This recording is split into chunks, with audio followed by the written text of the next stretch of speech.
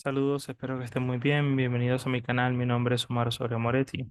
En esta ocasión me gustaría explicarles o de alguna manera mostrarles de manera sucinta un ejemplo de cómo analizar textos literarios que pertenecen al género del ensayo.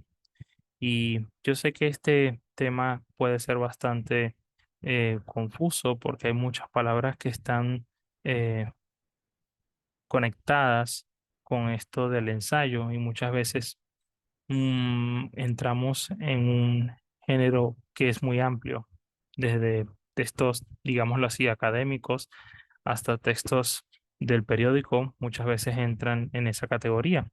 Pero en este caso yo estoy tomando en consideración aspectos muy puntuales como una prosa que está estéticamente elaborada, una prosa que privilegia el talante subjetivo del escritor por encima del tema que está tratando y obviamente una alta dosis de creatividad al momento de escribir, digamos, la prosa, ¿no? Y si tienen algún tipo de duda sobre cómo entender este tipo de textos ensayísticos que voy a estudiar, los remito a uno de los videos que hay en mi canal, en donde explico más o menos en qué consiste el género literario del ensayo. Bien, en este caso quiero exponerles brevemente un caso de estudio de una obra que a mí personalmente me gusta mucho, de un escritor que me parece muy importante, que es el escritor mexicano Alfonso Reyes, y específicamente un texto en particular que se llama Palinodia del Polvo. Así que antes de entrar en materia, los invito a que lean ese texto que es bastante breve y ya conociendo el tema de lo que trata, pues vean este video para que sigan la disertación que pienso hacer y la demostración de cómo podríamos estudiar desde el punto de vista crítico un texto que en principio no pareciera ser un texto literario, porque está hecho en prosa y está manejando ideas y está tratando cosas de la realidad hispanoamericana. Y vamos a ver cómo sí pueden tratarse como obras literarias también, ¿ok? Así que una vez hecho esto, vamos a ello. Lo primero que tenemos que decir de este título, Palinodio del Polvo, es el origen.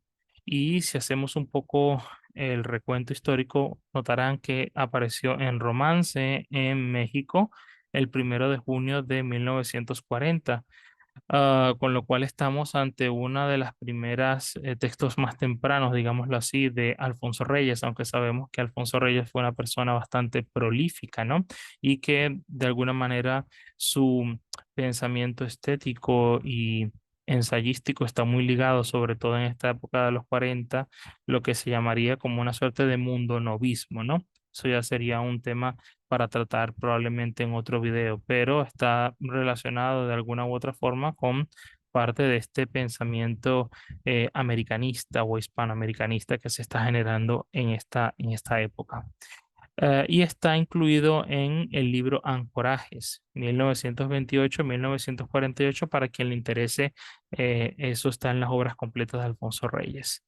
Ahora bien, vamos a analizar este texto y ver más o menos qué podríamos decir. Recuerden que muchas de las cosas que voy a decir de pronto necesitan mostrar más evidencia bibliográfica, pero lo que quiero demostrarles es que sí pueden estudiarse ciertos aspectos y emitir ciertos juicios críticos de un texto que en apariencia no pareciera literario, ¿ok? Entonces, lo primero que quiero que presten atención es el título y la palabra palinodia, una palabra que viene de, digamos, de raíces griegas, ¿no? Y si nosotros vamos a un diccionario etimológico tan importante como el de Joan Coromines, veremos que tiene un origen del siglo XVIII y que está compuesta de dos partes. La primera es palín, que tiene que ver con nuevo, y obviamente oide, que es oda, que es canto, de manera que una palinodia es como una suerte de canto nuevo o como un cantar de manera diferente, otra vez algo dicho anteriormente. Y esto es muy interesante porque si nos vamos a la etimología de esto que es un género literario en la época clásica, nos remite necesariamente a otra información que es este personaje que estamos viendo de acá, este Sícoro. Y hay una leyenda relacionada con esta palabra.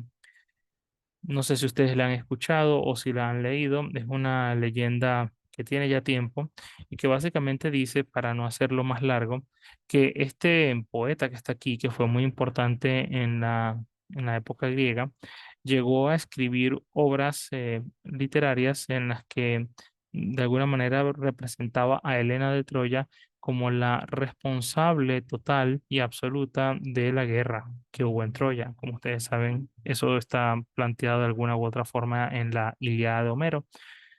El punto es que según la tradición, por haber dicho esto o por haber tratado así a este personaje, este Sícuaro queda ciego y me imagino que en el proceso de arrepentimiento o lo que sea, eventualmente vuelve a recuperar la visión y al recuperar la visión, una de las cosas que hace es cambiar en una obra diferente la versión que había hecho de Helena de Troya, con lo cual pues limpiaba un poco su imagen y lo que hacía era construir un canto diferente que de alguna manera modificaba o se rectificaba lo que había dicho anteriormente en una obra anterior.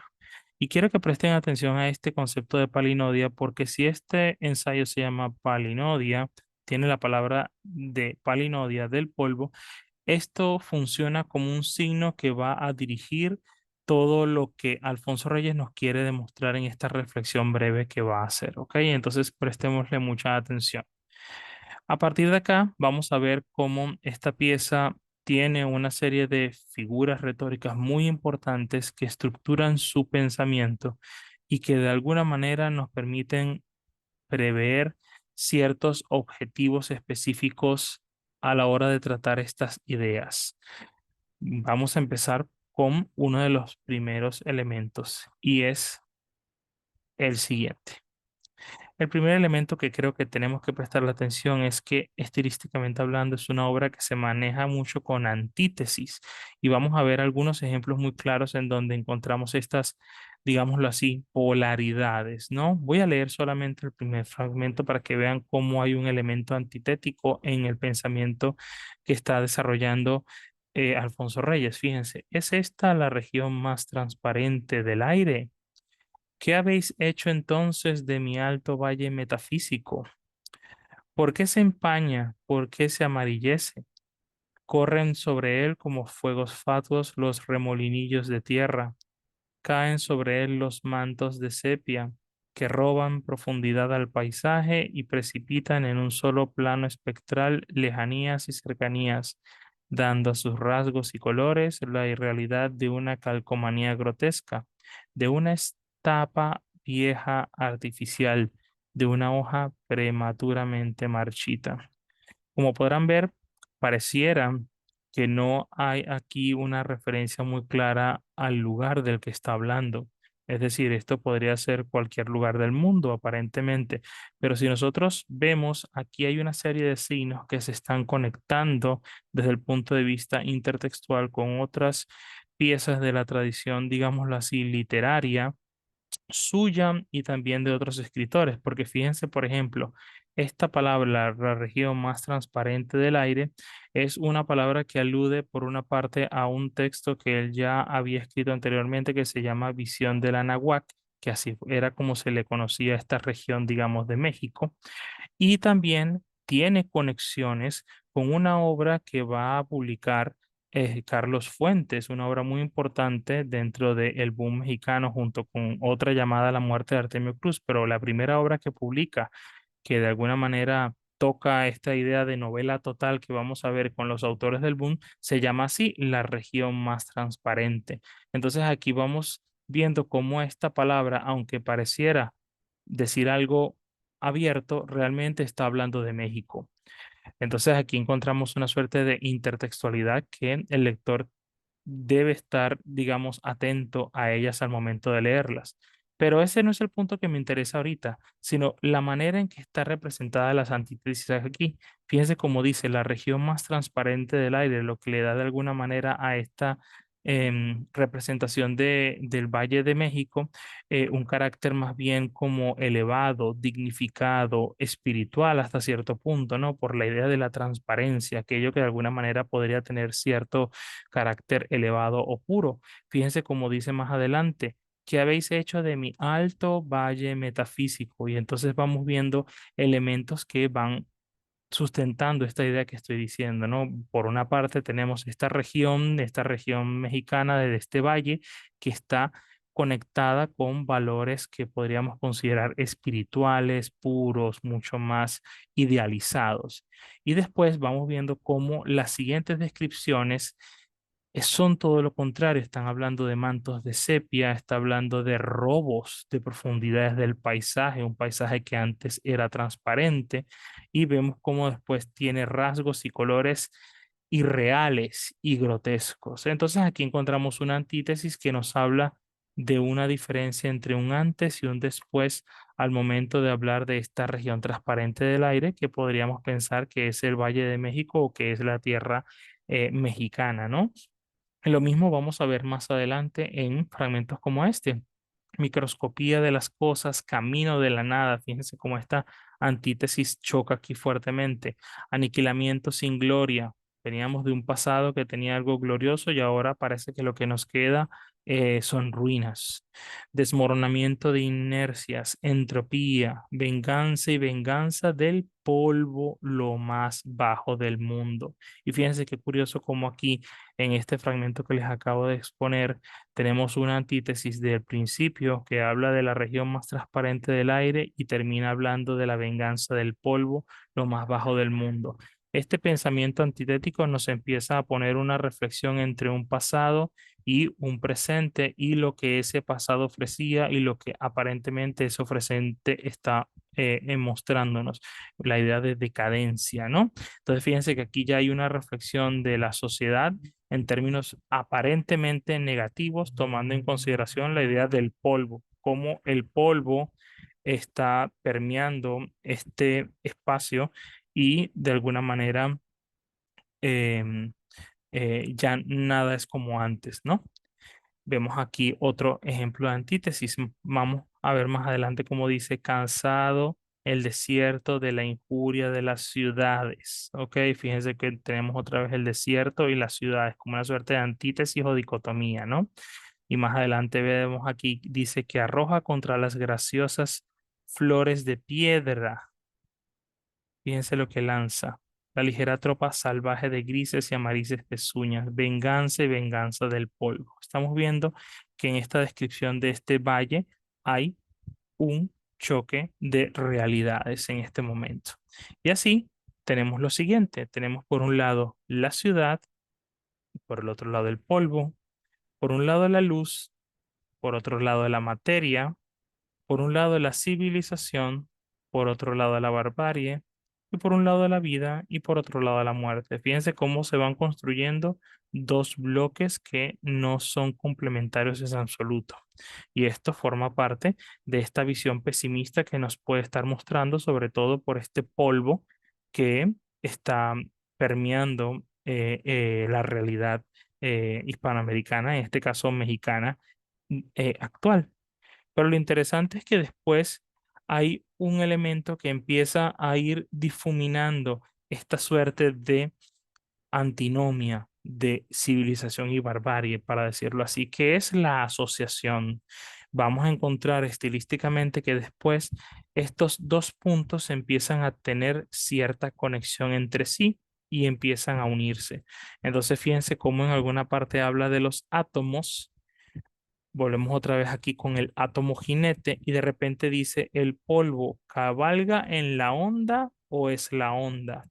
Con lo cual aquí empieza a haber una asociación entre el polvo y estos términos físicos que están de alguna manera relacionados con los elementos positivos. mencionados anteriormente. Fíjense cómo dice, la unidad es foco energético, fenómeno, átomo, grano tal vez de polvo. Fíjense, átomos, átomo jinete, el polvo, y aquí empieza a asociarse la idea de polvo con la idea del átomo. La unidad es foco energético, fenómeno, átomo, grano, tal vez de polvo. Con lo cual, lo que a nosotros en principio nos parece inconciliable, aquí empieza a haber alguna suerte de conexión, es decir, que el polvo sería algo más que simple sucio.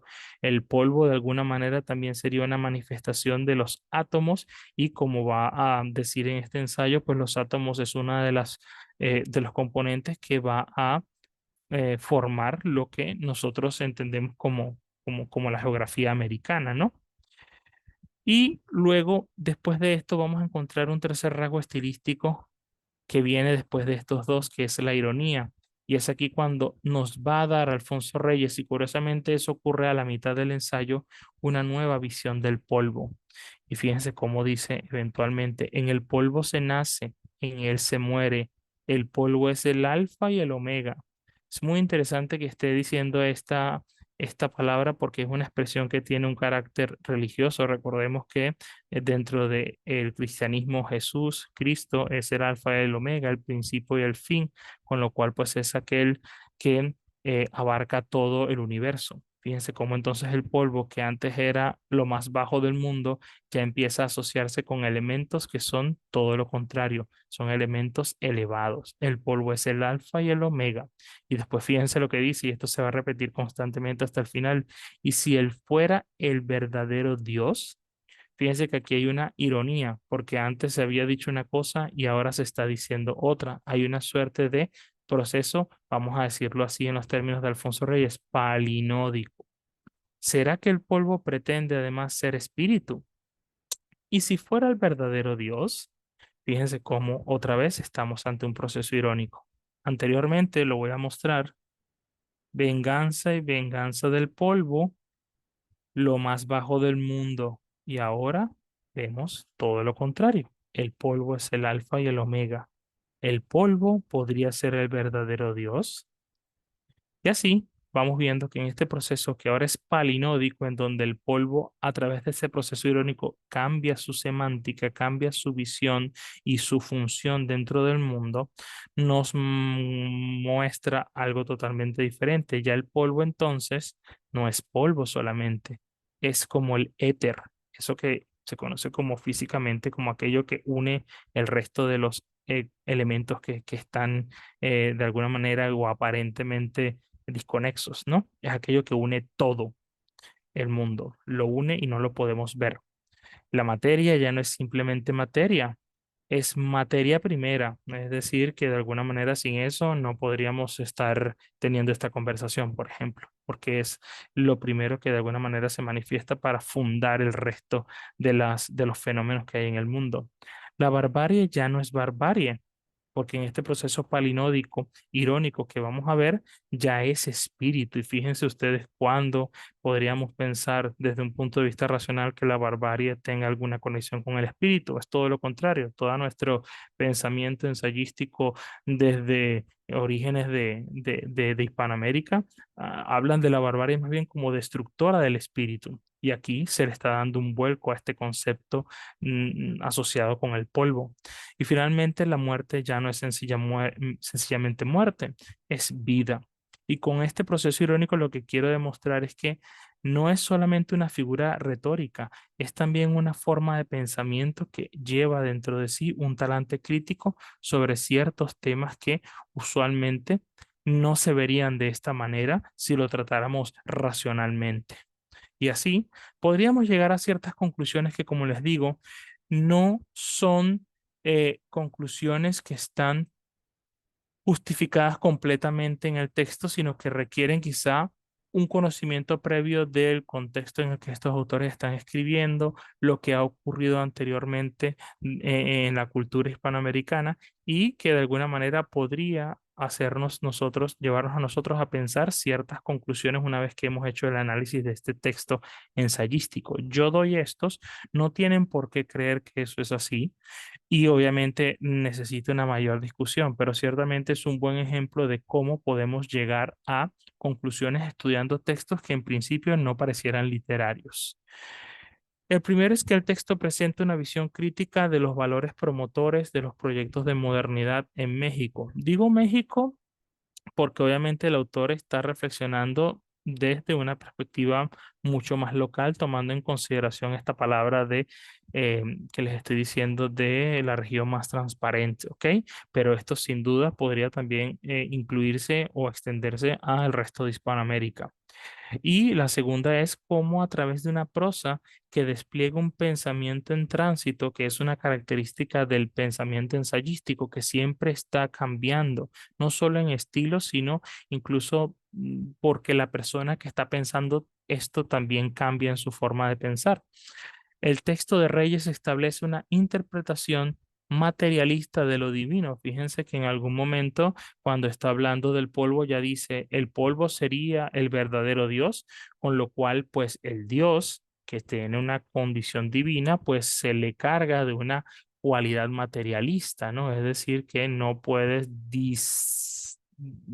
fragmentar completamente o disociar completamente lo divino de lo material, porque en lo material también podríamos encontrar lo divino.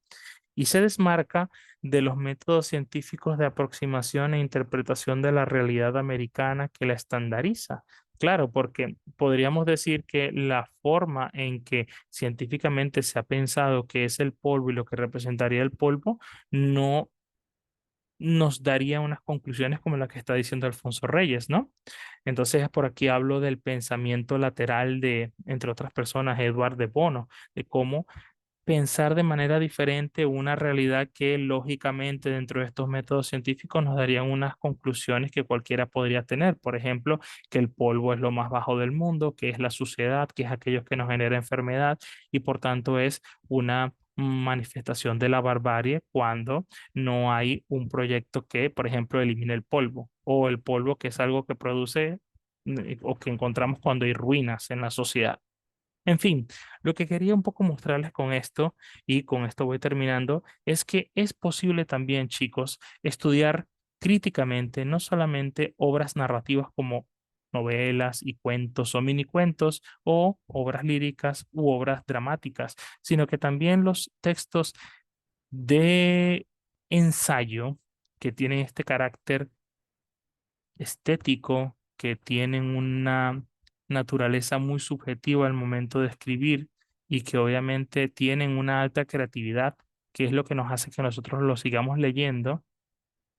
Este tipo de textos, digo, son susceptibles de ser estudiados también desde un punto de vista crítico literario. Y sé que esto probablemente les puede generar algún tipo